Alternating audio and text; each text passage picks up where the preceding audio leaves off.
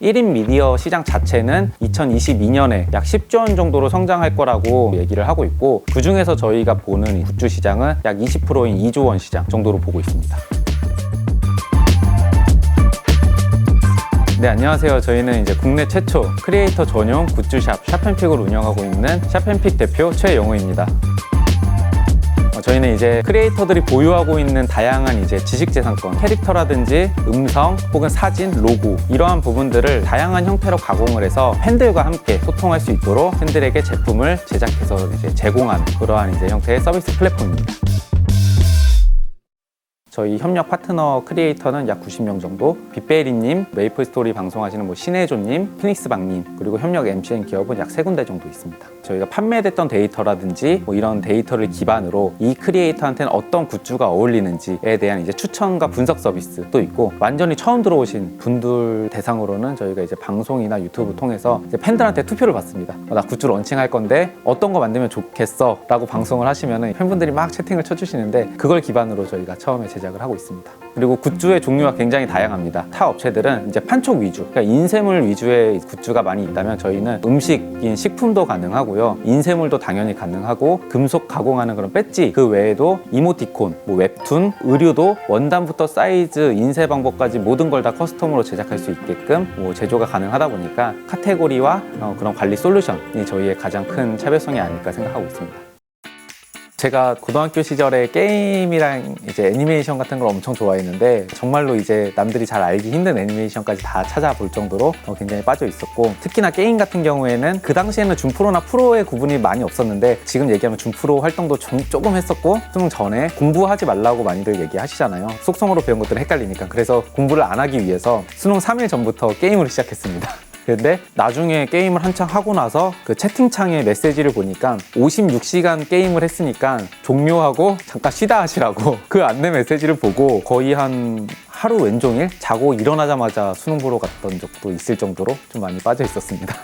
사실 저는 꿈이 거의 한 9년, 10년 동안 수학 선생님이었었습니다. 그래서 어렸을 때부터 계속 꿈꿔왔던 게 선생님이었고, 그 중에서도 이제 제가 제일 좋아했던 과목이 수학 선생님의 과목이었기 때문에 이제 어렸을 때 가고자 하는 목표는 선생님이었고, 사실 저희 집안이 그렇게 좋진 않았었어요. 지금 흔히 얘기하면 이제 저소득층, 그리고 저희는 이제 한부모 가정이었었거든요. 그런 환경에서 살다 보니까는 좀 다양하게 뭔가 친구들과 할 수 있는 것들은 많이 못했고, 급식비를 낼 좀 여유도 없었고, 이제 못 냈다라고 부모님한테 말하기도 굉장히 좀 죄송하기도 하고 좀 많이 창피하기도 했었습니다. 그래서 급식을 안 먹고 차비 아껴가면서 편의점에서 빵 사 먹고 했었는데, 그때 선생님 한 분이 오셔가지고 급식 먹으라고 자기가 이번 달은 대신 내주겠다고 하고 급식비를 이제 내주셨던 일이 있었는데, 그분이 또 수학 선생님이셨고, 이제 그분을 보면서 나도 이제 저런 선생님이 되고 싶고, 나 같은 학생이 있으면 나도 저렇게 좀 도와주고 싶다 해서 좀 마음을 굳히게 됐었습니다.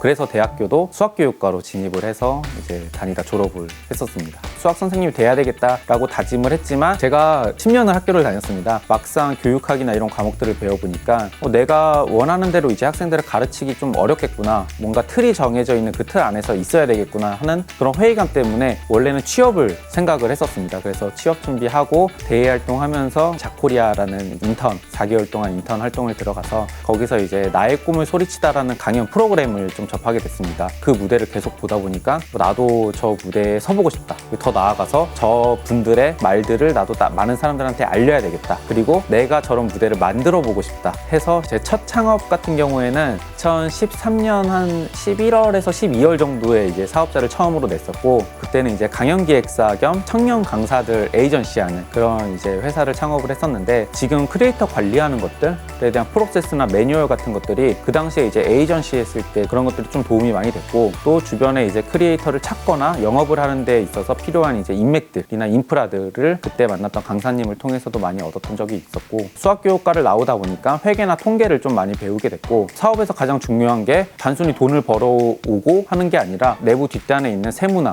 회계나 인력 관리 이런 것들이 굉장히 중요하다는 걸 느꼈는데, 그러한 이제 수학적인 부분에 대해서 통계를 분석할 수 있고 세무나 회계에 대한 이제 이해도도 조금 높아진 것들이 좀 도움이 됐던 것 같습니다.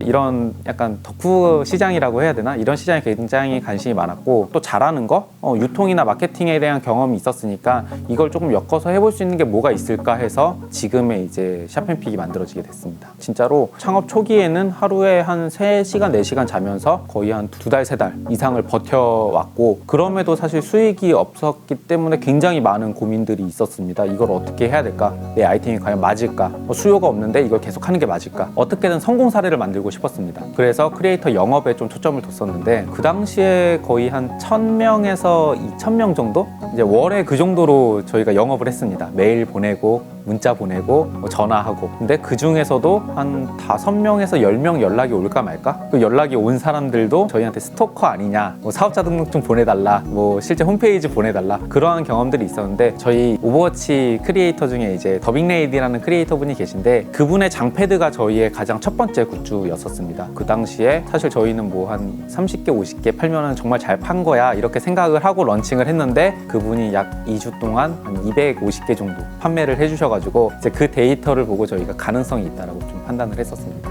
사실 저도 지금 제가 창업을 하는데 그리고 수학 선생님을 결정하는데 뭔가 굉장히 좀 오래 걸렸던 것도 있었고 굉장히 많은 계기들이 와야지 결정할 수 있었던 것들이 좀 있었던 것 같습니다. 그게 없었을 때는 저도 뭘 해야 될지 사실 깊게 고민도 안 했고 몰랐고 한 만큼 뭔가 계기를 억지로 만들어 가고 하는 것보다는 그냥 하다 보니까 생기더라고요. 그런 계기들이. 그렇기 때문에 내가 뭔가 뭘 해야 될지 그리고 뭔가 내가 어디로 가야 될지에 대한 방향성이 없다고 그거에 대해서 크게 고민하진 말고 그냥 물 흐르는 대로 살아가다 보면 언젠간 도착하게 되더라고요. 창업넷이나 기업마당 같은 곳에 경진대회도 굉장히 많이 올라옵니다. 그러다 보니까는 이제 그런 경진대회에 나가서 내가 부족한 부분이 뭔지 그리고 내 아이템에 대해서 시장이 어떻게 평가하는지 심사위원분들이나 투자자분들이 어떻게 평가하는지 그런 것들을 보고 싶어가지고 신청을 하게 됐고요. 학생창업 유망팀 300 같은 경우에는 저희가 부산까지 가서 이제 전시를 할 수 있는 기회를 좀 얻었던 사례가 있었고 KDB 스타트업 리그에서는 저희가 우수상 수상해가지고 1000만 원 정도의 소정의 이제 상금을 좀 받아서 사업을 하는데 활용할 수 있었습니다. 그냥 단순 경진대회는 사실 아이템에 대해서 좀 분석을 하고 또 시장의 반응을 보기 위해서 나가는 게 대부분이기 때문에 큰 변화가 있었다라고 좀 보기는 힘들지만 지금 학생창업 유망팀이나 KDB 스타트업 프로그램 같은 경우에는 굉장히 오랜 기간 동안 컨설팅이나 발표의 기회를 굉장히 많이 줍니다. 그런 곳 같은 경우에는 과정에서 제가 피칭할 때 좀 부족했던 부분들 그리고 자료에 대해서 부족했던 부분들 그리고 더 나아가서는 사업 아이템에 대해서 부족했던 부분들 이런 부분들을 계속 소통해 주시고 이제 만들어갈 수 있게끔 좀 도와주시는 역할을 하다 보니까 후에는 좀 저희가 발표 스킬이라든지 사업의 방향이라든지 이런 것들이 좀 많이 다듬어졌던 것 같습니다.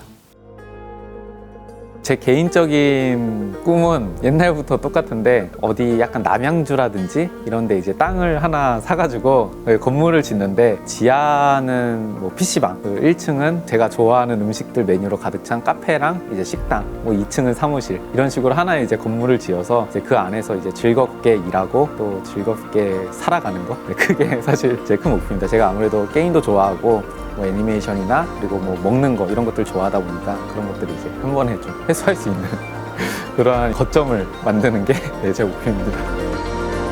저희의 이제 향후 비전은 지금 사실 수학 선생님 했을 때랑 좀 비슷한 것 같습니다. 수학 선생님 했을 때 길 가다가 10명한테 수학 좋아하냐 물어보면 사실 10명이 다 싫어하거든요. 그거랑 비슷하게 길 가다가 10명한테 샵앤픽을 아냐 그럼 그 중에 아무리 못해도 절반 이상은 나 거기 알아 거기서 제품 사본 적 있어 이 정도로 이제 인지도가 생기고 그리고 크리에이터들도 샵앤픽 정말 믿을만해 라고 얘기할 수 있을 정도의 이제 저희가 이제 그들의 이제 전문 파트너가 되고 좀 글로벌하게 좀 많이 알려지고 하는 게 이제 저희의 가장 큰 목표이자 비전입니다.